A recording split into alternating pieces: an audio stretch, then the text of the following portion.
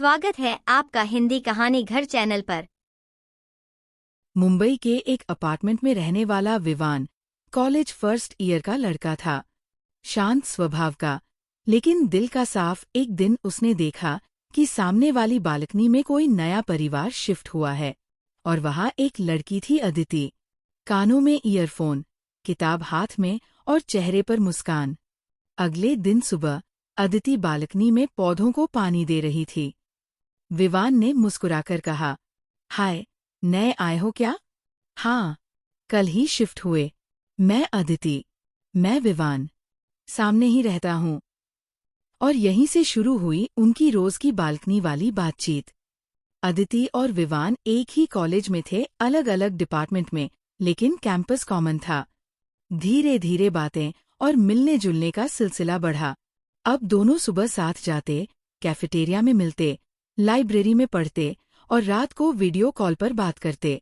अदिति जिंदादिल थी, बातें करने में आगे, हर बात को पॉजिटिव तरीके से देखने वाली। और विवान हर रोज थोड़े और करीब महसूस करता था खुद को अदिति से। एक दिन अदिति ने कहा, तू मेरा सबसे अच्छा दोस्त बन गया है विवान। सच में, तुझसे बात करके दिल हल्का हो जाता है। विवान ने मुस्कुराकर कहा, तू भी बहुत खास है। लेकिन जो वो कहना चाहता था, वो शब्दों में नहीं ला पाया। महीने बीतने लगे। एक दिन विवान अदिति के लिए चॉकलेट और एक छोटा सा गिफ्ट लेकर आया। किसी खास मौके के बिना। अदिति ने पूछा, कोई खास बात? बस, तुझे खुशी देना चाहता था। अदिति हंस दी, लेकिन विवान अब और नहीं रोक पाया। शाम को छत पर चलते हुए उसने अदिति से कहा, अदिति, मुझे लगता है, नहीं, यकीन है कि मैं तुझसे प्यार करने लगा हूँ। तू मेरे दिन की सबसे प्यारी शुरुआत है और रात की सबसे सुकून भरी सोच। एक पल के लिए खामोशी छा गई। फिर अदिति ने धीरे से कहा, विवान, तू मेरे लिए बहुत जरूरी है, लेकिन शायद मैं उस नज़र से तुझे नहीं देख पाई कभी। मैं तुझे दोस्त मानती हूँ और चाहती हूँ कि हम वैसे ही रहें। उस दिन के बाद सब बदल गया।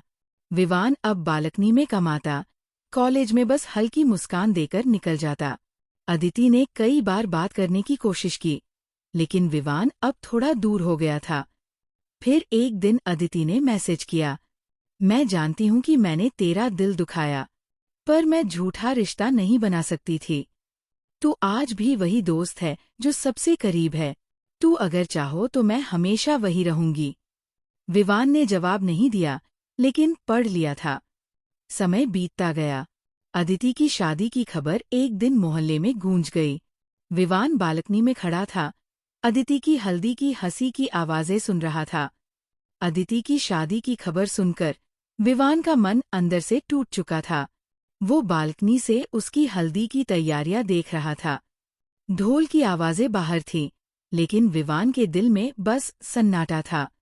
वो अब भी उससे प्यार करता था, पर उससे दूर होकर उसने जो किया, वो अब उसे चुभने लगा। मैंने उसे दोस्त कहकर खुद ही तोड़ा और फिर उसे अकेला छोड़ दिया। क्या यही होता है प्यार? ये सवाल उसे अंदर से खा रहे थे। वो फोन उठाता है, अदिति का चैट खोलता है। अंत में लिखा था, तू अगर चाहे तो मैं हमेशा वही रहूंगी।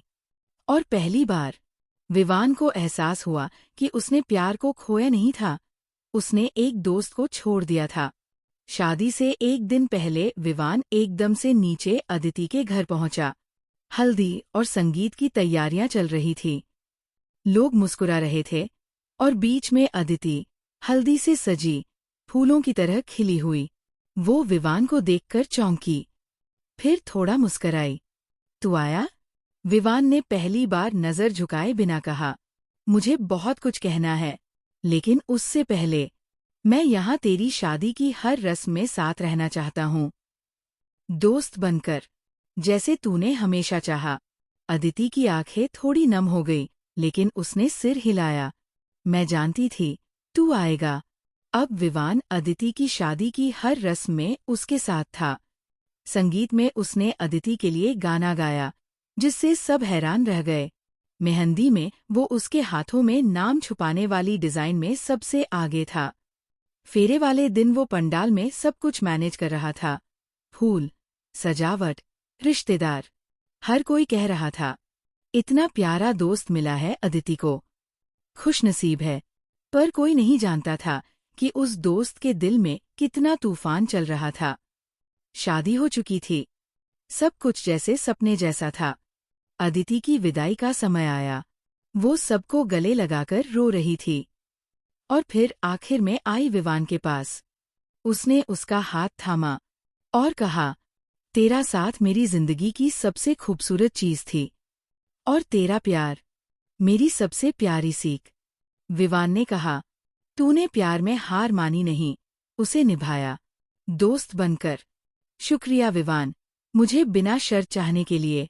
विवान ने उसकी आंखों से आंसू पोंछे और मुस्कराकर बोला, अब तू जा और सब कुछ प्यार से भर दे, जैसे तूने मेरी जिंदगी को भरा था। कुछ साल बाद विवान अब एक ट्रैवल फोटोग्राफर बन चुका था। उसने अपनी जिंदगी को आगे बढ़ा लिया था। सालों बीत चुके थे। विवान अब एक सफल ट्रैवल फोटोग्राफर था। अपनी जिंदगी को पूरी तरह स्वीकार कर चुका था। उसने कई शहर देखे, अनगिनत चेहरे कैमरे में कैद किए, पर एक चेहरा अब भी यादों में था, अदिति का।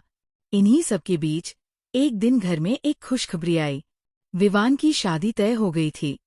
लड़की का नाम था श्रुति, एक सिंपल, समझदार और सच्चे दिल वाली लड़की। दोनों की मुलाकात कुछ महीनों पहले हुई थी और रिश्ता जल्दी ही गहराने लगा। शादी की तैयारियां जोरों पर थीं और विवान ने दिल से चाहा कि उसकी जिंदगी की एक बेहद खास कहानी, अदिति, उसकी शादी में शामिल हो। विवान ने अदिति को कॉल किया। हेलो अदिति। अरे मिस्टर फोटोग्राफर, कहाँ हो आजकल? बस अब बैग पैक करने से ज्यादा सेहरा बांधने की तैयारी कर रहा हूँ। मेरी शादी है अगले महीने। कुछ पल की खामोशी, फिर अदिति की आवाज आई, वाओ, मैं सच में बहुत खुश हूँ तेरे लिए। तू और अर्जुन जरूर आना। हाँ, ऑफ कोर्स, हम जरूर आएंगे। तुझे दूल्हा देखना है मुझे। शादी वाले दिन सब कुछ रौनक से भरा था। बैंड बाजा, मेहंदी, फूलों की सजावट, रिश्तेदारों की भीड़। लेकिन विवान की नजरें दरवाजे की ओर थीं। उसे अदिति और अर्जुन का इंतजार था। करीब 7 बजे एक टैक्सी रुकी।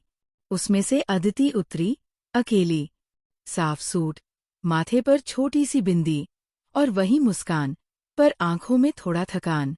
विवान भागता हुआ उसके पास आया। अरे तू अकेली? अर्जुन? अदिति हल्के से मुस्कराई। उसे ऑफिस से छुट्टी नहीं मिली, लेकिन मैं वादा निभाने आई। विवान कुछ पल खामोश रहा, फिर सिर झुकाकर बोला, शुक्रिया, तू आई, इतना ही बहुत है। शादी की रस्में खत्म हो चुकी थी। बारात लौट चुकी थी। विवान थका हुआ लॉन की एक साइड पर बैठा था। तभी अदिति पास आई, उसके बगल में बैठ गई। कैसा लग रहा है दूल्हा राजा? अजीब सा, जैसे कोई पूरा हो गया हो, लेकिन कुछ बहुत पीछे छूट गया हो। अदिति ने मुस्कुराकर उसकी ओर देखा। तेरा वो पीछे कभी मेरा आगे बन ही नहीं सकता था विवान। पर तूने जो रिश्ता निभाया, वो आज भी सबसे मजबूत है मेरे लिए।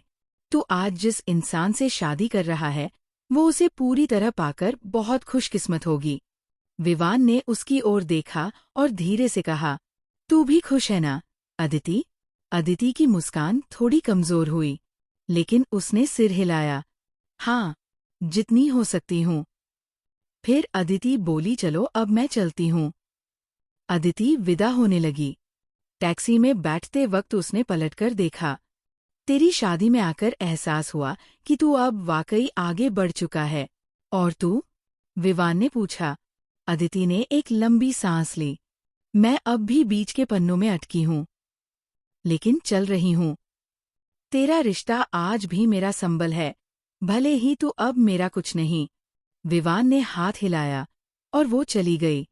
पर इस बार कोई दर्द नहीं था, कोई अधूरापन नहीं था, बस एक सुकून था कि एक अधूरी मोहब्बत पूरी दोस्ती में बदल गई। कहानी कैसी लगी?